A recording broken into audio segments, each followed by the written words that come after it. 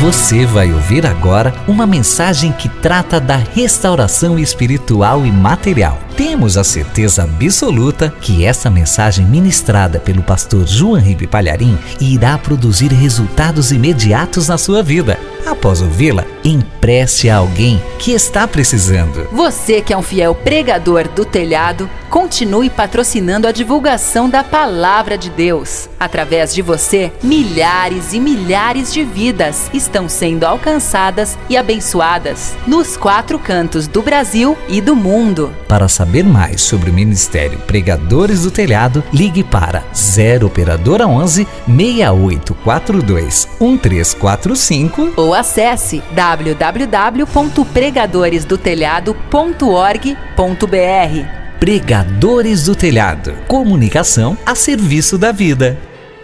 Então vamos lá. Neemias capítulo 1, versículo 3 e 4. E disseram-me: os restantes, que não foram levados para o cativeiro, lá na província, estão em grande miséria e desprezo, e o muro de Jerusalém fendido, e as suas portas queimadas a fogo. E sucedeu que, ouvindo eu essas palavras, assentei-me e chorei, e lamentei por alguns dias, e estive jejuando e orando perante o Deus dos céus. Amém? Neemias está numa cidade chamada Suzã, que é a capital da Pérsia. Ele é um cativo, ele é um escravo. Jerusalém foi incendiada, destruída, queimada, nem os muros ficaram de pé. As casas incendiadas, tudo é monturo, tudo é entulho, tudo é lixo. E ele está a 1.300 quilômetros de distância de Jerusalém. Ele está na Pérsia, que hoje é o Irã. Ele está numa cidade chamada Suzã, e o rei da Pérsia dominou o mundo. Esse rei chama-se Artaxerxes. Até teve um filme que fizeram recentemente, e o artista que interpretou o rei Artaxerxes foi o ator brasileiro Rodrigo Santoro. Não sei se você ouviu falar desse filme. Os 300, né? O rei Artaxerxes, nesse filme, ele é representado como um semideus.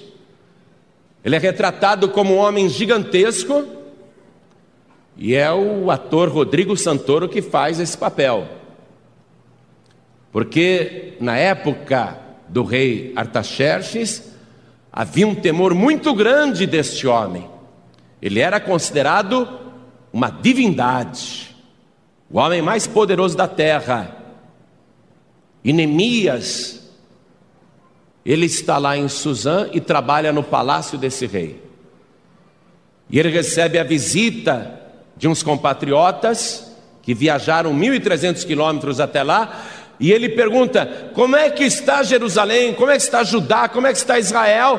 E ele recebe a notícia de um cenário de desolação e destruição, um relatório pessimista. Ele pergunta: como é que estão lá os judeus em Israel e em Jerusalém? E disseram-me: os restantes, que não foram levados para o cativeiro, deixaram lá somente velhos, crianças e mulheres.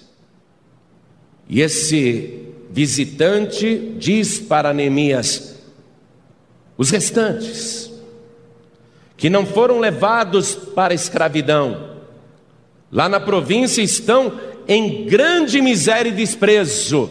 Miséria e desprezo. Grande miséria e desprezo. E o muro de Jerusalém fendido, isto é, rompido, e as suas portas queimadas a fogo. O muro numa cidade servia para proteção, quer dizer, além dela estar destruída, os muros estão destruídos e não há nenhuma proteção, aquela miséria ainda é saqueada. porque não há portas, ninguém pode ter nada lá dentro, não há segurança. Os que ficaram lá estão em grande miséria e desprezo.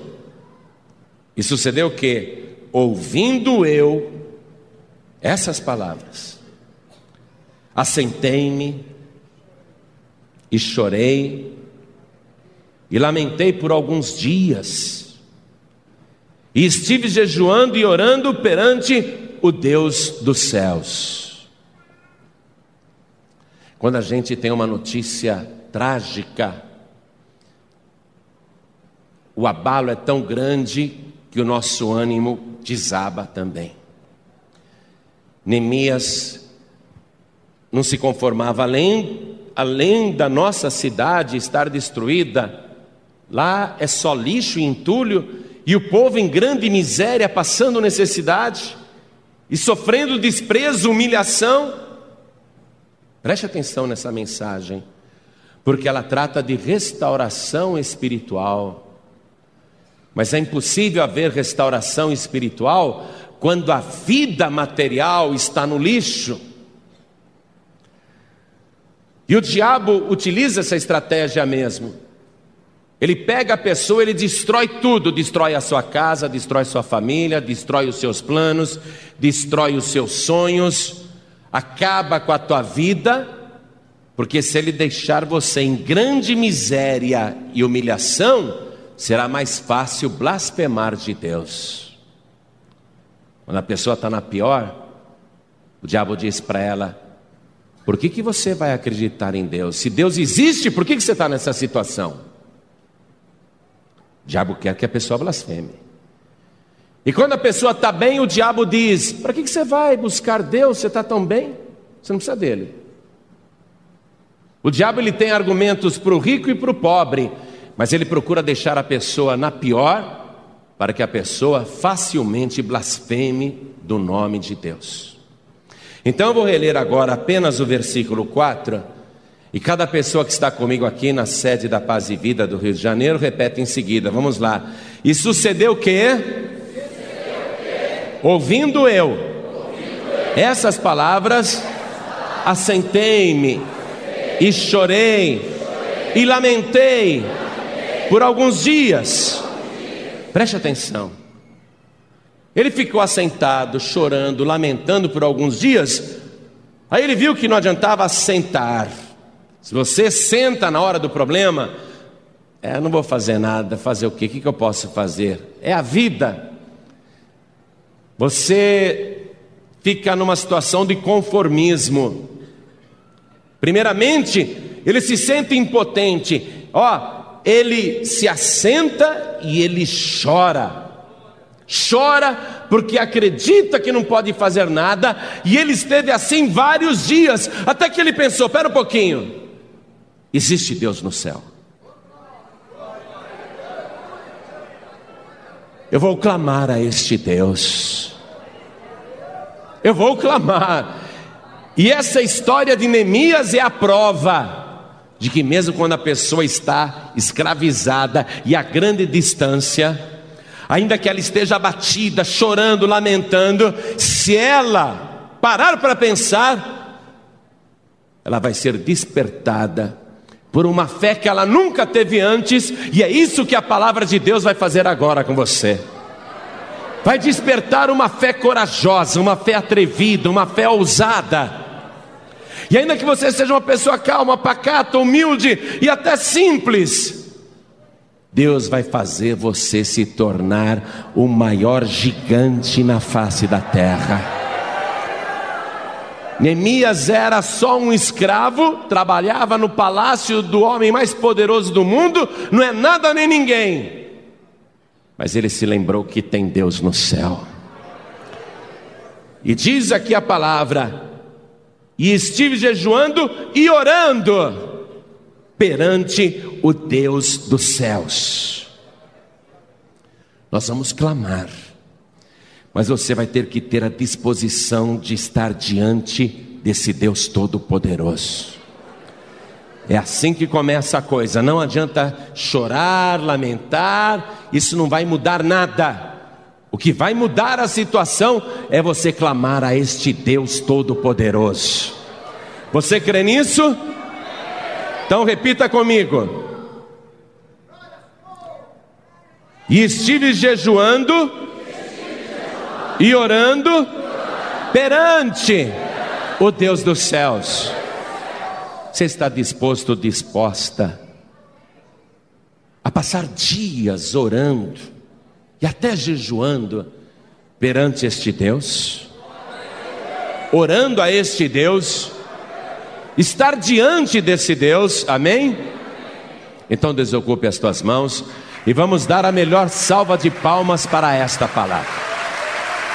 Vamos aplaudir, aplaudir, aplaudir. E enquanto você aplaude, abra a tua boca e diga glória, glória, glória a Deus. Vai aplaudindo e glorificando, aplaude e glorifica. Isso, aplaude, solta a tua voz, não tenha vergonha não. Diga glória, glória, glória a Deus. Isso, vai por tua conta, continua. Senhor nosso Deus e nosso Pai Todo-Poderoso, nós estamos agora orando, clamando perante o Deus dos céus. Só existe um Deus e é o Senhor que nós buscamos. Agora, Deus, nós podemos ser pequenos, nós podemos ser humildes, nós podemos ser insignificantes, mas estamos clamando ao Deus dos céus. Ouve, Pai, ouve o nosso clamor. Nós queremos também ouvir a Tua palavra. Estamos prontos para receber uma estratégia do Senhor. Vem e fala poderosamente com cada um de nós. Usa a boca do mensageiro, usa a boca do pregador. Envia a Tua palavra com poder e autoridade, e que a Tua palavra vá e produza o resultado para o qual está sendo mandada, em nome do Senhor Jesus. Eu senti o fluir do Espírito Santo, e eu senti que a palavra de Deus já está prosperando em teu favor. Você crê nisso? Pastor, eu senti a presença de Deus agora. Pois então você está perante o Deus dos céus.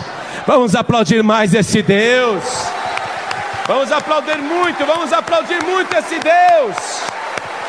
Oh, glória! Glória a Deus. Quem tiver lugar pode se assentar, por favor.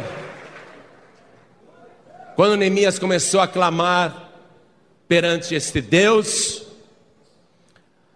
aconteceu o inevitável.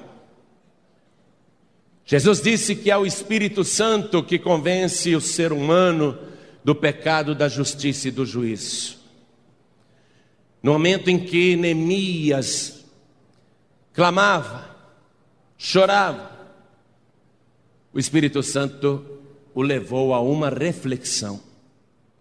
O Espírito de Deus o fez pesquisar e reconhecer qual era a verdadeira causa daquela tragédia e o que ele deveria fazer para dar início a um processo de restauração espiritual, porque não adianta a pessoa querer consertar a vida material se não consertar antes a vida espiritual. E é lógico que o diabo vai usar a vida material para abater a pessoa, para que ela se afaste de Deus, para levá-la à blasfêmia, à loucura, enfim, para destruí-la. Quando Neemias começou a refletir, o Espírito Santo foi convencendo aquele homem de Deus qual era a causa de tanto sofrimento, e ele começa a dar os passos importantes para a restauração da sua vida espiritual. Quero que você acompanhe comigo na oração de Neemias a partir do versículo 5. A oração que ele faz: Ah, Senhor, Deus dos céus, Deus grande e terrível, que guardas o conserto e a benignidade para com aqueles que te amam e guardam os teus mandamentos, isto é, a tua palavra. Estejam, pois, atentos os teus ouvidos e os teus olhos abertos para ouvires a oração do teu servo, que eu hoje faço perante ti, de dia e de noite, pelos filhos de Israel, teus servos, e faço confissão pelos pecados dos filhos de Israel, que pecamos contra ti. Também eu e a casa de meu pai pecamos. Deus vai começar uma obra extraordinária através de Neemias, mas o que ele é nessa situação atual? E qual é o reconhecimento dele, da análise que ele fez? Todos pecaram, inclusive eu. Ele não está dizendo todos pecaram, menos eu, viu Deus? Ele está dizendo, inclusive eu e o meu pai e a minha família. Ele reconheceu a culpa. Não há nem salvação, que é o ápice da restauração, se a pessoa não reconhecer que é pecadora. E ele reconheceu. Esse é o primeiro ponto. Ele ora a Deus, ele sabe que Deus é misericordioso, que Deus é benigno, que Deus atende as pessoas que guardam a sua palavra, mas ele confessa que ele não guardou a palavra de Deus. Ele não fica mentindo, nem fingindo ser uma pessoa que ele não é. Ele reconhece, ele não tem vergonha de escrever. Olha, quando ele escreveu isso aqui, ele já era um herói nacional. Ele podia falar, não, eu não vou colocar que eu também sou um pecador. Eu vou dizer que o povo é pecador. Não, mas ele é um homem de Deus, ele não mente, ele não engana, ele não falsifica. Ele não quer passar por uma coisa que ele não é. Ele reconhece a sua miséria.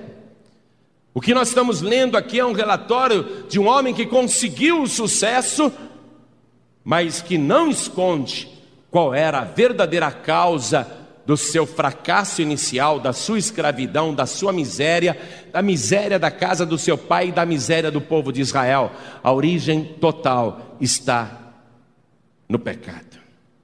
Pecamos contra ti, também eu e a casa do meu pai pecamos.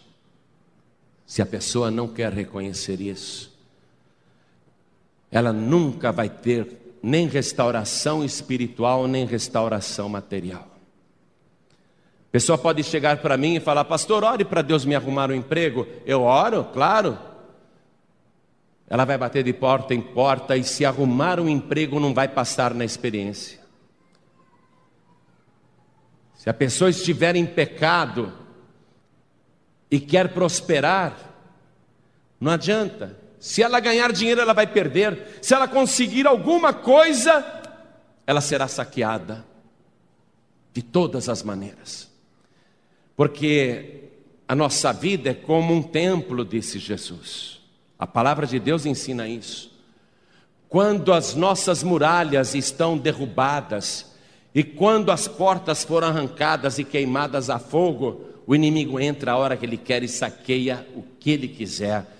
E até aquela pequena conquista da pessoa, ela acaba perdendo, porque as muralhas estão destruídas. A sua fortaleza não protege nada, foi invadida pelo inimigo.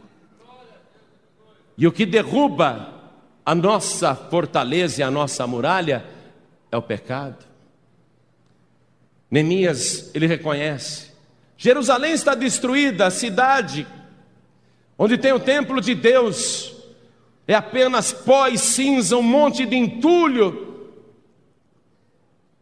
Mas ele percebe que ele também é uma cidade que deveria ser santa, mas não é. Que as suas muralhas foram derrubadas, que ele está em miséria, que ele foi invadido pelo inimigo e a causa foi o pecado. Então ele reconhece isso. Veja o que ele diz na oração no versículo 7.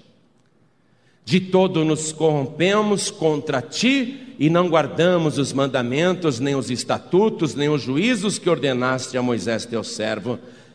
Lembra-te, pois, da palavra que ordenaste a Moisés teu servo, dizendo, vós transgredireis e eu vos espalharei entre os povos. É por isso, ó Deus, ele está reconhecendo.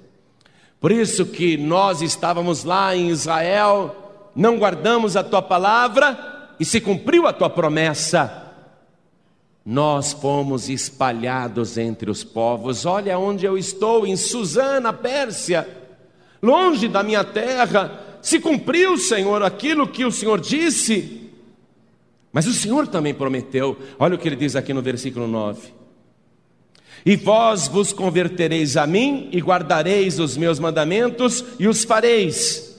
Então, ainda que os vossos rejeitados estejam no cabo do céu, lá na linha do horizonte, de lá os ajuntarei e os trarei ao lugar que tenho escolhido, para ali fazer habitar o meu nome. Ele invoca a promessa de Deus. Meu Deus, o Senhor disse que se a gente pecasse, nós perderíamos tudo. Mas o Senhor também prometeu que se a gente se convertesse, se arrependesse, então o Senhor nos traria novamente para a bênção. A pessoa tem que acreditar nisso. A pessoa acredita facilmente que se ela pecou, ela vai ser punida. Mas ela tem uma certa dificuldade em acreditar que se ela for fiel a Deus, então a promessa vai se cumprir na vida dela. Neemias, ele acredita: sou pecador, mas estou convertido agora. Estou orando ao Senhor com arrependimento, estou pedindo perdão. Agora eu creio no cumprimento da segunda parte, porque o Senhor prometeu que se eu me convertesse, então o Senhor me levaria de volta para o lugar que me pertence, onde o teu nome é glorificado. Ele invoca a promessa de Deus. Você tem que acreditar na promessa. Você tem que colocar em uso a promessa. Você tem que falar: meu Deus, se eu estou sendo devorado, eu reconheço que eu não sou dizimista, mas eu estou arrependido por isso. Porém agora eu estou me convertendo, vou ser dizimista fiel, e eu tenho direito à restauração financeira. São promessas, porque se Deus prometeu isso, eu tenho que fazer valer a promessa. O Senhor disse que se eu te desobedecesse, eu seria entregue ao inimigo. Mas se eu me convertesse ao Senhor e entregasse a minha vida ao Senhor, então o mal não poderia me tocar. 1000 cairiam à minha direita, 10.000 à minha esquerda, mas eu não seria atingido. Meu Deus, eu estou fazendo uso da tua palavra e daquilo que o Senhor prometeu. Eu estou reconhecendo que estou nessa situação, porque os meus próprios pecados me trouxeram nesse infortúnio. Mas agora eu estou arrependido. E a tua palavra diz que se eu me arrepender e for fiel, eu vou ter direito às bênçãos. É isso que Neemias está fazendo. Oração de fé. Continue acompanhando comigo. Versículo 10: estes ainda são teus servos e o teu povo que resgataste com a tua grande força e com a tua forte mão. Ah, Senhor, estejam pois atentos os teus ouvidos à oração do teu servo e à oração dos teus servos. Olha só, ele não diz: eu vou ficar orando para o Senhor abençoar o povo. Ele diz: Senhor, esteja atento à oração do teu servo e às orações dos teus servos. Está entendendo isso? A oração tem que ser coletiva, geral, unida. Às vezes a pessoa fala assim: você está indo lá na Paz e Vida? Pega o nome aqui do meu marido que bebe muito, pede para o pastor orar. A pessoa está querendo o livramento sem qualquer arrependimento, sem qualquer esforço. Está indo lá na igreja? Vão comigo? Não, hoje eu não posso, mas leva o meu nome para o pastor orar e Deus abrir uma porta de emprego para mim? Olha o que o profeta Neemias está dizendo: a minha oração esteja nos teus ouvidos atentos, e também às orações de todos os teus servos, que desejam temer o teu nome, e faze prosperar o teu servo, e dá-lhe graça perante este homem. Ele trabalha junto com o homem mais poderoso do mundo, considerado um deus, rei Artaxerxes. Me faz, Senhor, encontrar graça perante aquele homem, porque eu tenho a impressão que ele pode ajudar. Eu tenho a impressão que ele, sendo o mais poderoso da terra, ele pode ser movido pelo teu espírito em favor desta minha oração, em favor da oração de todos que estão clamando, para que essa situação de miséria e vergonha seja interrompida. Ele termina a oração dele. E o trabalho de Neemias era o de copeiro do rei. Qual era o trabalho de Neemias? Quando o rei estava ali à mesa para comer, muita gente queria que ele morresse. Então o rei sabia que a qualquer momento alguém poderia envenenar a sua água, a sua bebida, o seu suco. Então ele não bebia as coisas diretamente. O copeiro do rei estava ali, ele servia, fosse vinho, fosse água ou suco, mas antes do rei beber, o rei dizia: prove. E a pessoa bebia. Profissão ingrata essa, hein? Além de escravo, além de estar na miséria, além de não ter nada, a profissão dele é altamente perigosa. Você pensa que ele ficava lá: eu sou copeiro do rei, deixa eu lavar esse copo aqui. Cada vez que ele pegava uma taça, ele vinha tremendo assim: será que essa está envenenada ou não? E o rei ficava esperando ele beber. Beba. Aí o copeiro bebia. O rei esperava um pouquinho. Se o sujeito não ficasse nem azul nem verde, nem virasse os olhos e nem estrebuchasse, nem começasse a espumar, o rei falava: pode me servir. Esse era o trabalho de Neemias. Você aceitaria um emprego desse? O que você acha da vida desse homem? Fala sério, hein? Que desgraça, não? Que desgraça. A tua vida não está tão desgraçada assim. Você não é escravo, ou talvez até seja, ou esteja escravizado, mas até o fim dessa mensagem você vai ser totalmente libertado ou libertada. Talvez você não esteja numa profissão de alto risco, mas talvez esteja. Quem sabe você é da Força Nacional de Segurança no Complexo do Alemão, no Rio de Janeiro. Essa é uma profissão muito arriscada. Eu não sei que profissão que você tem, se você está na miséria total, mas eu já vi, amados, eu já vi muitos ricos vivendo na maior miséria. Não é só questão de dinheiro. Às vezes aparentemente a pessoa tem uma vida social invejável. Olha que bela casa que ele tem, olha quantos carros importados ele tem, olha que roupa de grife que ele usa, mas ele está num palácio encarcerado, é um escravo e não é feliz. Filho nas drogas, filhas se prostituindo, pessoas brigando o tempo todo. A pessoa está numa mansão, mas é tão pobre que não tem um minuto de paz, não consegue dormir à noite, precisa de calmantes, tem que tomar uísque para relaxar. Pessoa vive sem objetivo. Não é somente o pobre que está na miséria e numa situação de vergonha. Muitos ricos estão encarcerados, muitos ricos estão em palácios, mas vivendo em miséria. Eu não sei qual é a tua situação, mas se você continuar ouvindo essa palavra, eu tenho certeza que nunca mais a tua vida será a mesma. Se você fizer com que a palavra seja colocada em prática, porque não basta apenas ouvir, tem que ser praticante. Jesus disse: nem todo o que me diz Senhor, Senhor entrará no reino dos céus, mas aquele que faz a vontade do meu Pai que está nos céus.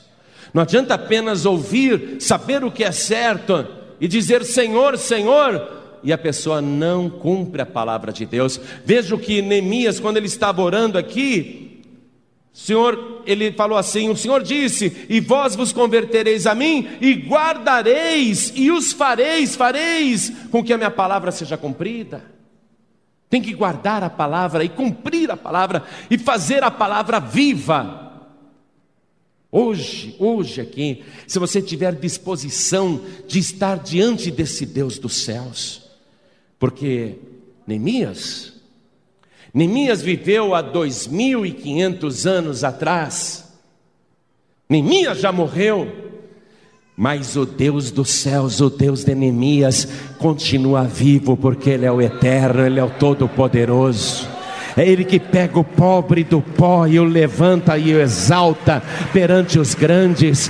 É Ele que levanta, é Ele que exalta, é Ele que abre portas, é Ele que abre caminhos, é Ele que repreende o inimigo, é Ele que dá a vitória. E Ele dá a vitória para quem guarda a sua palavra. Esse Deus, quando a gente fala de Neemias para ele fala assim, está aqui comigo. Parece que foi ontem. Para ele parece que foi ontem. Para nós já se passaram 25 séculos. Então Neemias, olha a situação miserável que ele estava. O rei não tomava um copo com água sem que Neemias antes provasse. E o rei ficava olhando para ele. Não morreu, pode me servir. Veja no capítulo 2 agora. Sucedeu, pois, no mês de Nisan, no ano 20º do rei Artaxerxes, que estava posto vinho diante dele. Vieram lá e serviram o vinho. Alguém na cozinha podia muito bem ter envenenado lá, colocado um veneno mortal. Muitos queriam a morte desse homem, que estava posto vinho diante dele, e eu tomei o vinho. E eu tomei o vinho. Está lendo isso aí? Não é apenas pegar, deixa eu pegar o copo e servir o rei. E eu tomei mesmo no sentido literal. Tomei o vinho. E eu tomei o vinho. E o dei ao rei. Porém nunca antes estivera triste diante dele. E o rei me disse: por que está triste o teu rosto? A primeira preocupação do rei foi: está envenenado. Está envenenado. Ele nunca tinha ficado triste diante do rei. Quando ele tomou o vinho, ele estava abatido. O rei olhou para ele: por que você está assim? O rei ficou pensando: será que ele foi envenenado? Será que tinha veneno? Aí o rei olhou melhor.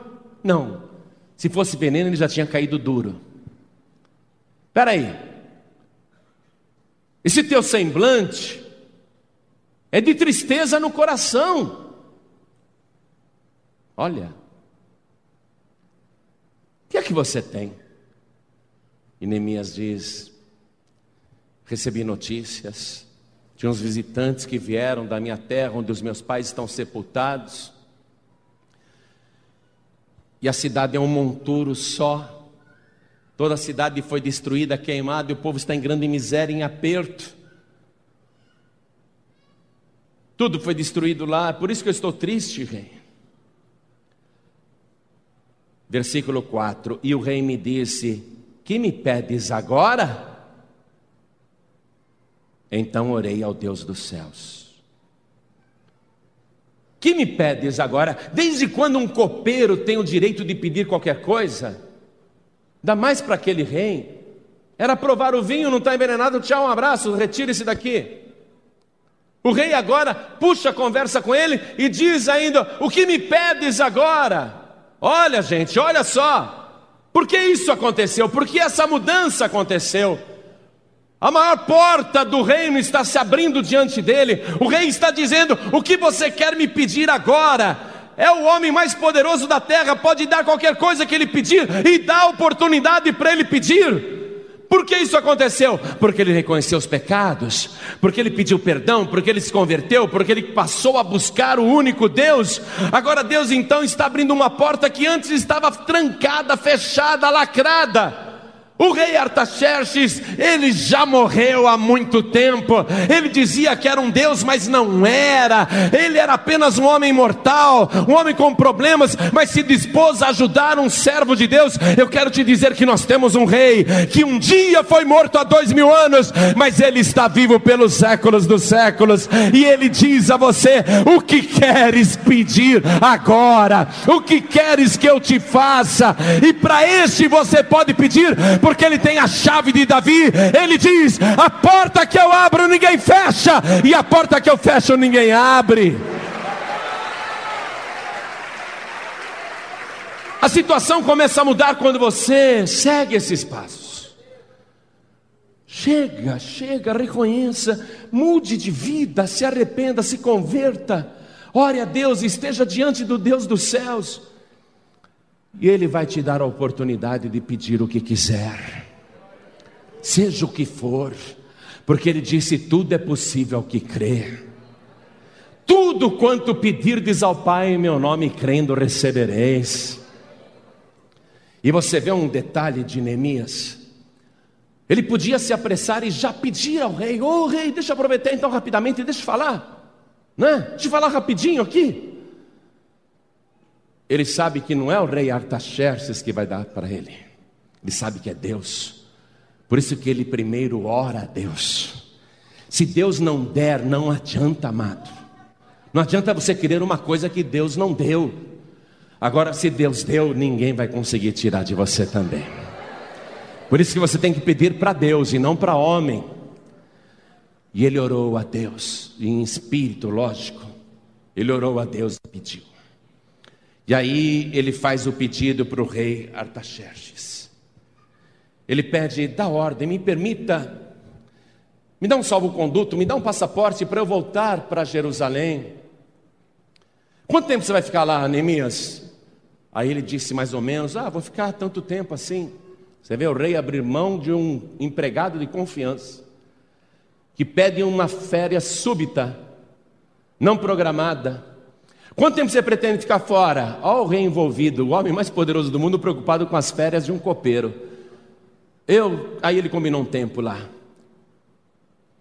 E ele olhou para a esposa dele e falou: vamos dar isso para ele? Tudo bem? Tudo bem?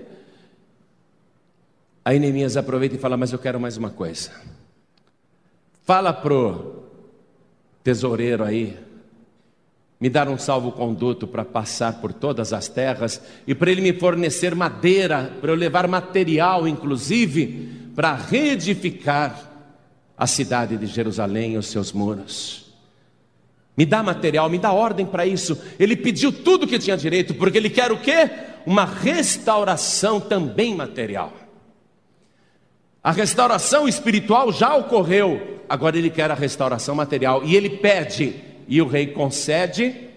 E na mesma hora o diabo já se levanta através de alguns inimigos, Sambalate e Tobias, que não gostaram disso e já ficaram de olho. O que ele vai fazer? Será que ele vai conseguir?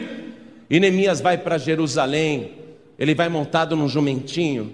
Quando ele chega lá, a cidade entulho, parecia o Iraque todo destruído. Ele vê ali aquele lugar. Ele diz que não tinha nem espaço para a montaria colocar a pata. Não dava para transitar pelas ruas de Jerusalém, nem pelas ruas da cidade. Não tinha lugar para o animal colocar a pata, porque tudo era entulho, só pedras e pedras, e as pedras queimadas tinham virado pó. As pedras tinham se tornado cinzas, até as pedras queimaram. Parecia que uma bomba atômica tinha sido jogada naquela cidade.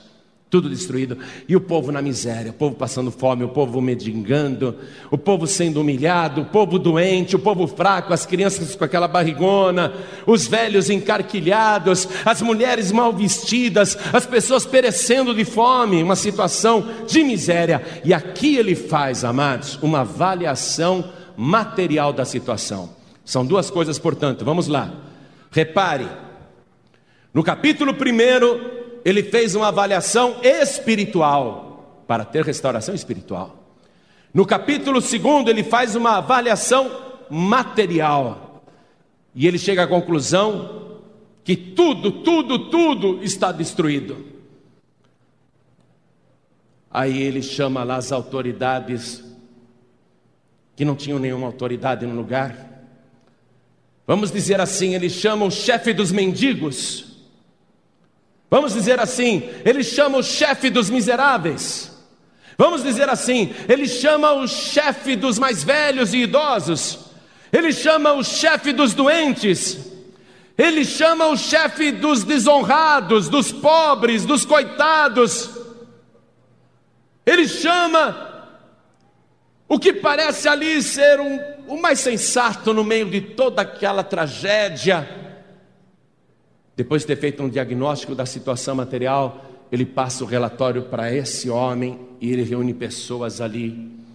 Um monte de gente esfarrapada, um monte de gente doente, um monte de gente faminta, um monte de gente envergonhada. Ele reúne, aquele é o povo com o qual Deus vai dar a vitória para ele. Ele reúne aquele povo. E olha o relatório que ele dá. Acompanhe comigo, estou no capítulo 2, versículo 17. Então lhes disse: bem vedes vós a miséria em que estamos. Bem vedes vós a miséria em que estamos. Que Jerusalém está assolada e que as suas portas têm sido queimadas. Veja, ele não diz foram queimadas, têm sido queimadas. Quer dizer que o inimigo continua saqueando, atacando. Vinde, pois, e reedifiquemos o muro de Jerusalém, e não estejamos mais em opróbrio, isso é, em desonra. Não estejamos mais em vergonha. Então lhes declarei como a mão do meu Deus me fora favorável, como também as palavras do rei que ele me tinha dito. Então disseram: levantemo-nos e edifiquemos. E esforçaram as suas mãos para o bem. Gente que não tem nada, gente despossuída. De repente, essas pessoas são animadas com o quê? Com a palavra de Deus. E essas pessoas que pareciam tão derrotadas e vencidas, elas se levantam, erguem a cabeça. Estão apenas mal vestidas agora, mas não são mais derrotados nem vencidos, porque a palavra de Deus deu uma força que eles não tinham antes. E o homem que veio trazer essa mensagem chama-se Neemias, que quer dizer Deus conforta. A palavra forte é a raiz da palavra fortalecer. Deus conforta, Deus com força, Deus fortalece. E é isso que a palavra está te dizendo agora. Deus está neste lugar para dizer a você: levante a tua cabeça, esforce a tua mão para o bem, ergue as duas mãos aos céus, esforce as duas mãos para o bem, porque você vai edificar, a tua vida espiritual vai ser restaurada e a tua vida material vai ser abençoada, porque a mão de Deus está segurando na tua mão, a mão do Todo-Poderoso está junto com a tua mão, se esforçando com você. Levanta-te, edifica, esforça a tua mão para o bem. Os inimigos, um tal de Sambalate, Tobias e Gesem, ou Gesem. Versículo 19, acompanhe comigo. O que, ouvindo Sambalate, o horonita, e Tobias, o servo amonita, e Gesem, o arábio, zombaram de nós e desprezaram-nos e disseram: que é isto que fazeis? Quereis rebelar-vos contra o rei? Pelo contrário, estão em sintonia com o rei, não é? Mas o inimigo, ele quer causar divisão. Então lhes respondi, eu quero que você tome posse dessa resposta, escute: o Deus dos céus é que nos fará prosperar, e nós, seus servos, nos levantaremos e edificaremos, mas vós não tendes parte, nem justiça, nem memória em Jerusalém. Diga isso: o Deus dos céus está comigo, e Ele me fará prosperar. Ele vai me levantar e eu vou edificar. Deus está comigo, eu tenho parte com Deus. Tome posse, acredite nisso. A palavra está te conduzindo. Estes homens aqui começam a trabalhar nas edificações do muro, enquanto o inimigo vai lutando contra. Mas ele acredita, Neemias principalmente, que Deus está dando prosperidade. Pode dizer isso com fé: Deus está me dando prosperidade. Sabe por que Deus tem interesse de te restaurar também financeiramente? Para que você veja o quanto Ele é benigno, misericordioso e longânimo com aqueles que o buscam e com aqueles que o temem. O quanto Deus é fiel com aqueles que o servem. Deus, Ele quer que você esteja bem para dar bom testemunho. Vem cá, eu digo, eu sou servo de Deus, mas estou encarquilhado e doente. Eu sou servo de Deus e estou passando fome. Eu sou servo de Deus e estou todo pendurado no cartão de crédito, cheque sem fundo, nome sujo na praça, sendo despejado no aluguel, minha geladeira vazia, minha despensa deserta, eu não tenho nem o que comer em casa. Ah, mas eu sou servo de Deus. Todo mundo blasfema do teu Deus. E até você às vezes fica pensando: por quê? Porque hoje Deus está te dando uma resposta. Hoje Deus está te mostrando as coisas. Hoje você vai sair daqui outra pessoa. Eu sinto isso pelo Espírito Santo de Deus. Eu sei que Deus está me usando para fazer uma promessa poderosa na tua vida. Promessa de restauração, de reedificação. E Deus quer que você, inclusive financeiramente, seja restaurado. Porque assim você vai dizer: este é o meu Deus. E eu estava ali, nas cinzas, no pó, minha vida arrasada, destruída, só ruínas. A minha vida era um lixo, como Jerusalém, um lixo a céu aberto. Minha vida era um lixo, mas o Deus dos céus me restaurou e me fez prosperar. O teu testemunho é para a glória de Deus. Deus tem interesse na tua prosperidade, na tua felicidade, no teu bem-estar, na tua cura, na tua saúde. Tudo o que você tem que fazer é se converter a este Deus Todo-Poderoso, é fazer a sua vontade, é ser fiel, é estar diante dele e esforçar a tua mão para o bem. Eu fico feliz quando eu venho aqui, você vem também. Mas Deus gostaria de ver você também quando eu não estou aqui. Porque quando eu não estou aqui, Deus continua aqui. Deus gostaria de ver você aqui domingo que vem. Deus gostaria de olhar domingo que vem. Meu servo João Ribe hoje não veio. Mas essa pessoa não veio por causa do João Ribe. Veio por minha causa, para estar diante de mim. Aí Deus vai começar a te abençoar grandemente. Hoje Deus está te dando uma estratégia. Eu aqui para você sou que nem Neemias. Eu estou chegando só para fazer um relatório, um diagnóstico, avaliar a situação, te conduzir a uma conclusão, para que você sabiamente tome a decisão. E aí quando você tomar tua decisão, restaurar tua vida espiritual, a tua vida material vai ser consequência. Não é por acaso que Jesus disse: buscai primeiro o quê? E todas as outras coisas serão acrescentadas. Por isso que ele falou isso. Porque você buscar o reino, o mundo espiritual, estar na presença de Deus, é mais importante do que vir aqui para receber uma oração para Deus abrir a porta do emprego. Você não veio aqui buscar emprego, preste atenção. O teu emprego já está resolvido. Você não veio aqui buscar cura, a tua cura já está resolvida. Você não veio aqui buscar solução de problema, o teu problema já está resolvido. Quero que você glorifique a este Deus que você veio buscar. Glorifique esse Deus. Eu vim aqui por tua causa, Senhor. Eu vim aqui para te glorificar. Eu vim aqui para te bendizer. Eu vim aqui para te exaltar. Eu vim aqui para estar diante de ti. O inimigo vai fazer de tudo. Eu não vou entrar aqui na estratégia de Satanás, mas o inimigo, ele pretende retardar a obra, ele pretende desanimar, ele lança palavras negativas, ele coloca traidores no meio, ele vai subornar até auxiliares próximos de Neemias para fazer com que ele desista. E são esses três, Sanbalate, Tobias e Gesem. 3. Assim como tem Satanás, Lúcifer e Beelzebu, 3 também. Assim como tem a besta, o falso profeta e o anticristo, 3 também. Esse imitador que é Satanás.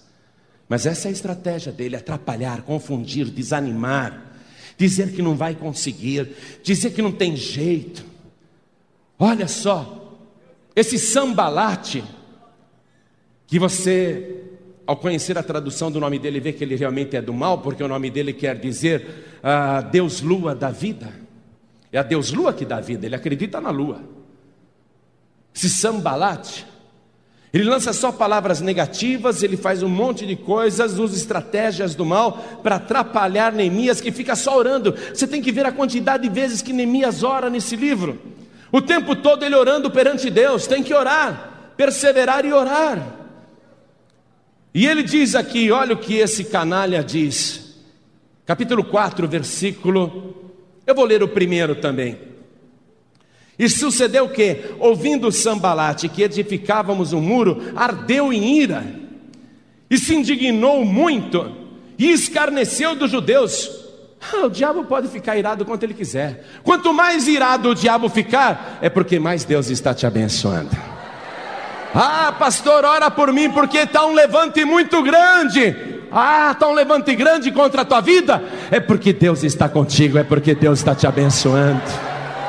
Pastor, estão me caluniando, estão me difamando, estão fazendo fofoca, querem me destruir no meu emprego, querem acabar com a minha vida, está um inferno, olha, está um levante, pastor, ora por mim. A palavra está dizendo, todos nós vamos orar. Eu vou orar e você também vai orar.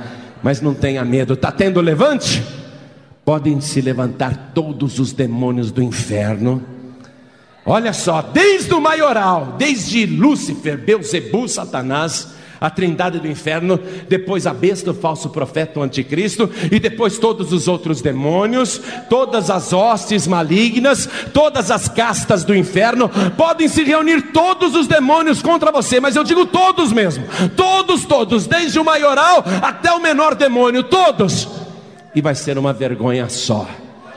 Porque ainda que você seja um, você não é um, porque Deus está contigo. Esforça a tua mão para o bem, porque a vitória é tua. Quem está te prometendo não é homem, não é espírito, não é entidade, não é padroeiro, não é divindade. Quem está te prometendo é o próprio Deus. Não tenha medo de luta. Depois você lê melhor esse capítulo aqui e todos os outros para ver os levantes. Diz até assim, e veja essa a ira do Sambalate. Versículo 2, estou em capítulo 4, versículo 2. E falou Sambalate na presença de seus irmãos e do exército de Samaria e disse: que fazem estes fracos judeus? Permite-se-lhes a isso? Sacrificarão? Sacrificarão? Espera um pouquinho. Sacrificarão por quê? O que isso incomoda? Porque o sacrifício é uma oferta dada além das possibilidades da pessoa. Por isso que se fala sacrifício. E o diabo, usando o Sambalate, não quer que os muros sejam restaurados, nem Jerusalém, porque eles irão lá ofertar a Deus, honrar a Deus. Nós conseguimos destruir Jerusalém e tudo aquilo, eles deram brechas, nós os levamos aos pecados, eles não vigiaram, nós conseguimos derrubá-los, e agora esses fracos judeus querem fazer isso? E querem ir lá ofertar ao Senhor, esse bando de miseráveis, esses pobres miseráveis, eles querem pegar o que não tem para dar para Deus. Isso ira o diabo, o diabo fica irado, o diabo não quer que a pessoa oferte. Por isso que na hora da oferta, o diabo fica no ouvidos de muitos, né? Falando, não dá não, vai dar dinheiro para homem para quê? Que é isso, rapaz, dá não. Não vai em conversa de pastor não, o diabo fica no ouvido da pessoa. A pessoa fica desconfiada, o diabo tem horror à oferta. Principalmente aquela oferta onde a pessoa se entrega, onde ela mesma é a oferta. Onde ela arranca tudo dela mesma, se coloca como sacrifício vivo no altar de Deus. Quando ela prova que Deus está acima de tudo, ainda que ela seja pobre e miserável como estes, o diabo fica irado quando a pessoa se dispõe a adorar Deus dessa maneira. Porque o diabo não quer que Deus seja honrado. Pelo contrário, o diabo quer que a miséria continue para você blasfemar de Deus. E o diabo sabe que quando você começa a servir a Deus dessa maneira, é bíblico, você tem que ser abençoado material e financeiramente. Se você for ser abençoado material e financeiramente, você vai começar a contar para todo mundo que Deus te abençoou, que Jesus Cristo te abençoou. Você vai começar a glorificar o nome de Deus aí fora. Muito mais gente vai acreditar em Deus, vai acreditar em Jesus. E o diabo quer que a pessoa corra para Satanás, corra lá para o Exu, corra lá para a entidade para pedir ajuda, incorporar espíritos, fazer trabalhos, oferendas com carnes de mortos, com sangue de animais. O diabo, ele quer que a pessoa vá para outro lado, aumentando a sua desgraça, a sua miséria. Por isso que ele não quer que você de maneira nenhuma chegue a esse ponto. Ele fica ardendo em ira. Ele ardeu em ira, ele muito se indignou e ele escarneceu. E veja só: vivificarão dos montões de pó as pedras que foram queimadas. Tudo virou pó. Eles vão conseguir vivificar das pedras o pó ali e tornar novamente pedra? Eles vão conseguir isso? Nós sabemos que o nosso Deus consegue. Porque aquele que disse: eu sou a pedra de esquina que os edificadores rejeitaram, esse foi reduzido a pó. O seu corpo foi moído por nós. A rocha dos séculos foi moída por nós, virou pó. Mas nós tivemos a prova de que o seu cadáver foi colocado ainda na sexta-feira dentro da sepultura. E ainda que ele estivesse esmagado, consumido, reduzido a nada, ainda que a sua vida estivesse acabada, o nosso Deus é poderoso para vivificar dos mortos, e Ele ressuscitou para a glória de Deus. Esse Pai querido, Ele consegue pegar até a pedra que virou pó e fazer novamente a rocha eterna. O diabo duvida, mas nós não. Porque Deus vai te erguer ali do lixo, do monturo. Ele vai te erguer. Você pode estar atolado ali no brejo. Pastor, eu estou dentro do brejo, eu estou na lama. Não se preocupe. O nosso Deus é poderoso para colocar você acima de todas as coisas. O diabo duvida, ele escarnece, mas experimenta servir esse Deus como Jesus serviu. Na semana de Páscoa, Jesus Cristo se entregou como sacrifício. Na semana de Páscoa, Ele disse: se o grão de trigo caindo na terra não morrer, fica ele só, mas se morrer, dá muito fruto. Ele se entrega. Ele faz o seu sacrifício, não por Ele mesmo, mas por nós. Não é? Jesus não fez o sacrifício por Ele mesmo, mas por outras pessoas. Quando você oferta, são duas coisas. Você está ofertando para Deus. Outras pessoas são abençoadas, porque a casa de Deus é restaurada, a palavra de Deus é pregada e ensinada, mas a tua vida é abençoada. Quando você se entrega para Deus como Jesus se entregou para Deus, então você recebe honra, glória e poder. Você recebe muito mais do que você poderia imaginar. Ele diz isso tudo. Mas olha a oração outra vez, capítulo 4, estou no versículo 4. Ouve, ó nosso Deus, que somos tão desprezados, e caia o seu opróbrio sobre a sua cabeça, e faz com que sejam um despojo, quer dizer, aquilo que é tomado como recompensa dos vencidos, numa terra de cativeiro. E não cubras a sua iniquidade, e não se risque diante de ti o seu pecado, pois que se irritaram defronte dos edificadores. Assim edificamos o muro, e todo o muro se cerrou até a sua metade, porque o coração do povo se inclinava a trabalhar. O povo se esforçou, Deus abençoou. Nesse momento, vem mais uma análise da situação, preste atenção agora, por favor. Neemias já tinha feito a primeira análise, que era da sua vida espiritual e também da situação espiritual do povo. Reconheceu que a causa de tudo era o pecado, restauração espiritual. Aí ele vai para Jerusalém abençoado com posses, com um passaporte, com recursos para reedificar a cidade, mas ele faz uma avaliação da cidade. E ele vê que tudo é entulho, lixo, monturo. E ele resolve trabalhar. Ele anima as pessoas. A mão de Deus é conosco. Vamos restaurar tudo isso. Tudo que foi destruído, vamos reedificar. Mas agora ele faz uma avaliação profunda do povo. A situação pessoal, atenção. É essa situação que você vai avaliar agora. Situação material. Capítulo 5. Versículo 3. Também havia quem dizia: as nossas terras, as nossas vinhas e as nossas casas empenhamos para tomarmos trigo nesta forma. Ou seja, eles estavam vendendo o que possuíam para sobreviver, para comprar comida.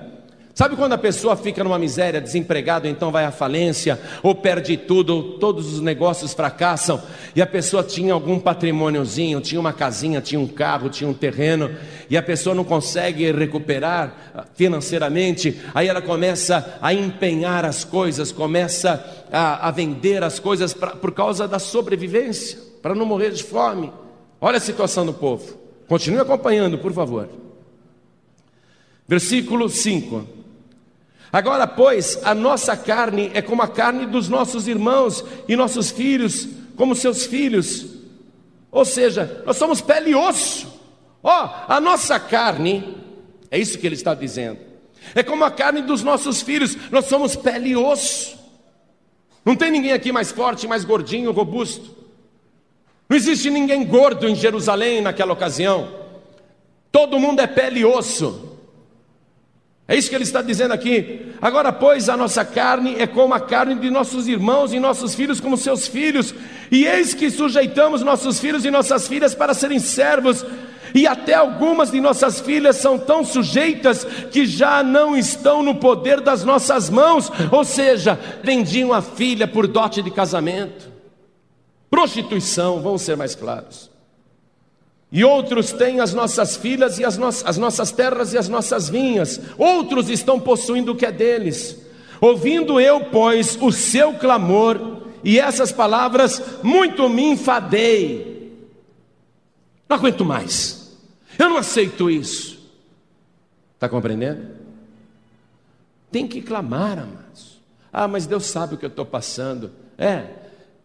Por que Jesus, quando foi seguido pelos 2 cegos, perguntou: o que quereis que eu vos faça? Quem é que não sabe que os cegos queriam enxergar? Tem que clamar, amados.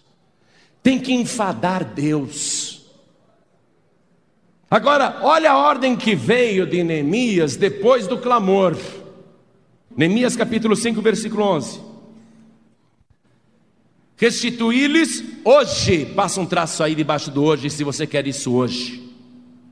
Vos peço as suas terras e as suas vinhas, os seus olivais e as suas casas, como também o 100º do dinheiro do trigo, do mosto e do azeite que vós exigis deles. Então disseram: restituir-lhe-emos e nada procuraremos deles. Faremos assim como dizes. Então chamei os sacerdotes e os fiz jurar que fariam conforme esta palavra. Circula aqui, amado, circula, minha amada. Isso é promessa. Se você quiser, é hoje. E se você quiser, é conforme esta palavra. Ordem de restituição. Isso aconteceu imediatamente. Todo mundo recuperou aquilo que não tinha mais. Pessoas que tinham emprestado dinheiro com juros altíssimos, agora conseguiu pagar aquela dívida sem juros nenhum. Se você está devendo muito e estão colocando juros abusivos na tua dívida, vai lá conversar em nome do Senhor Jesus, porque esses juros vão ser derrubados para a glória de Deus. Vai lá e você vai pagar com a maior facilidade. Propõe uma coisa bem assim, de Deus mesmo. Não faz loucura, eu vou pagar tanto. Não, o mínimo. Você vai pagar dando glória a Deus, o teu nome vai ficar limpo. A casa que você perdeu, o carro que você perdeu, o emprego que você perdeu, a família que você perdeu, enfim, o sonho que você perdeu, tudo isso vai ser restituído por esta palavra hoje, se você quiser e se você crer, porque esta palavra tem poder. Deus, quando Ele dá ordem, tem que acontecer. Neemias deu ordem, assim aconteceu. Deus vai dar ordem e você vai ver que assim vai acontecer. Quero mostrar uma coisa para você no capítulo 6, versículo 15. Acabou-se, pois, o muro aos 25 de Elul, em 52 dias. Estou lendo o versículo 16.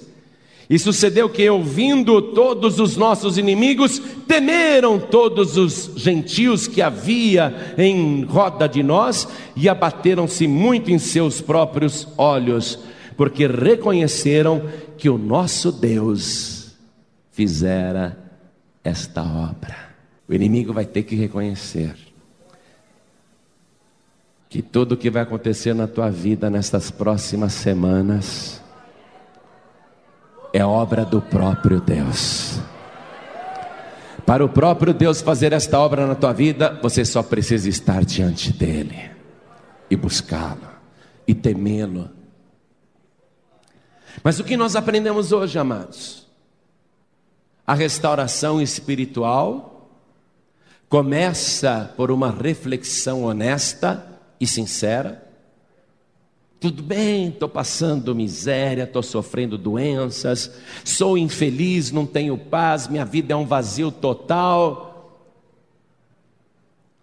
Mas qual é a verdadeira causa? Isso é só consequência. É o diabo. Não, você já aprendeu que o diabo só destrói as tuas muralhas se você fizer brecha de pecado. Você já descobriu que o diabo só incendeia as portas da tua casa se você pecar. Aí ele vem com fogo mesmo. Mas quando você é de Cristo, Jesus disse assim: as portas do inferno não prevalecerão contra a minha igreja.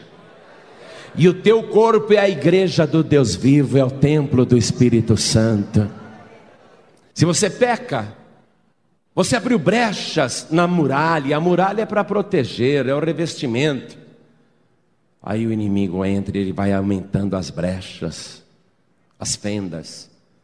Aí a porta desmorona. Aí ele incendeia mesmo a vida da pessoa. Às vezes a pessoa reconhece sim que é a única responsável pela situação desastrosa que está vivendo, mas a pessoa não se converte. O que Neemias falou para Deus? Deus, o Senhor disse que se a gente não guardasse a sua palavra, isso iria acontecer, todas essas coisas ruins iriam acontecer, e de fato se cumpriram. Mas o Senhor também disse na sua palavra que se a gente se convertesse, então o Senhor restauraria a nossa vida. É promessa.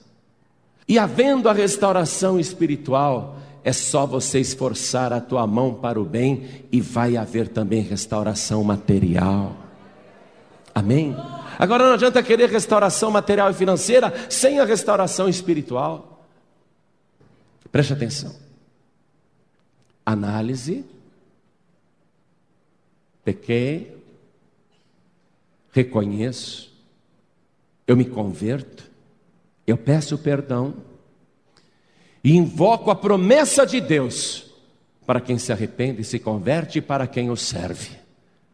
Você só pode vir aqui para frente se você declarar com fé diante do Deus dos céus que Jesus Cristo é o teu único, suficiente, exclusivo e eterno Salvador, porque Ele é mais poderoso que o rei Artaxerxes. Artaxerxes morreu, mas Jesus está vivo pelos séculos dos séculos. Quantos aqui nesta noite, olhem para mim, pastor, eu fiz a reflexão, eu quero pedir perdão, eu quero me arrepender, e eu quero declarar que Jesus Cristo é o meu único, suficiente, exclusivo e eterno Salvador. Quem quer, erga a mão direita assim bem alto, os que querem. Pastor, eu quero fazer isso. Então venham todos para frente em nome do Senhor Jesus. Vem para cá.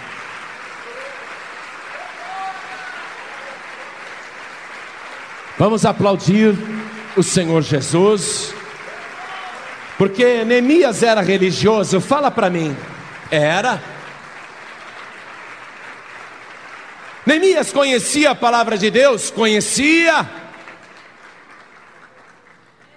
Hein, gente, reflitam comigo. Quando Neemias recebeu as notícias, as más notícias da destruição de Jerusalém, do estado de miséria e vergonha em que o povo se encontrava, a pobreza, ele era um homem que conhecia a palavra de Deus, sim ou não? E o que ele admitiu? Eu pequei, meu pai pecou. Você conhece a palavra de Deus? Estar aqui na frente não é só para quem quer entregar a vida para Jesus, é condição. Mas se você já entregou sua vida para Jesus, e você quer também restauração espiritual, especialmente porque hoje é Santa Ceia especial de Páscoa, então saia do teu lugar e venha aqui para frente também, para fazer um concerto com Deus, para fazer uma reconciliação com o Senhor, para colocar a tua vida diante do altar de Deus. Vamos todos nós aplaudir o Senhor Jesus, porque Neemias conhecia a palavra, mas reconheceu a sua situação. É isso que gera restauração, amados.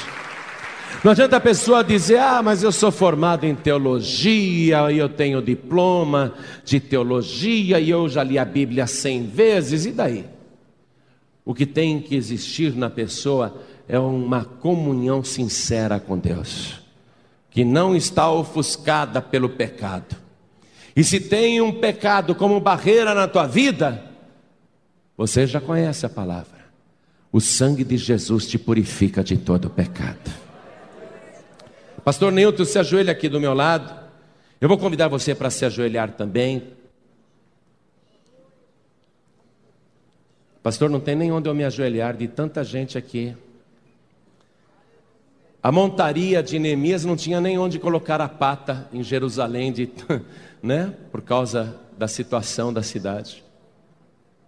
Arruma um cantinho aí para você, se ajoelha. Arruma um lugarzinho aí, se ajoelha.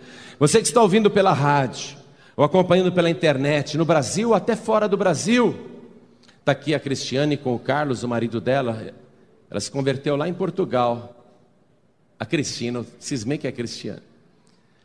Se converteram lá em Portugal. Tem gente me ouvindo em Portugal agora. Você que está me ouvindo pela internet, em qualquer lugar do Brasil, se ajoelha ao lado do teu computador. Você que está fora do nosso país, mas está acompanhando pela internet, se ajoelha ao lado do teu computador. Você que está ouvindo pela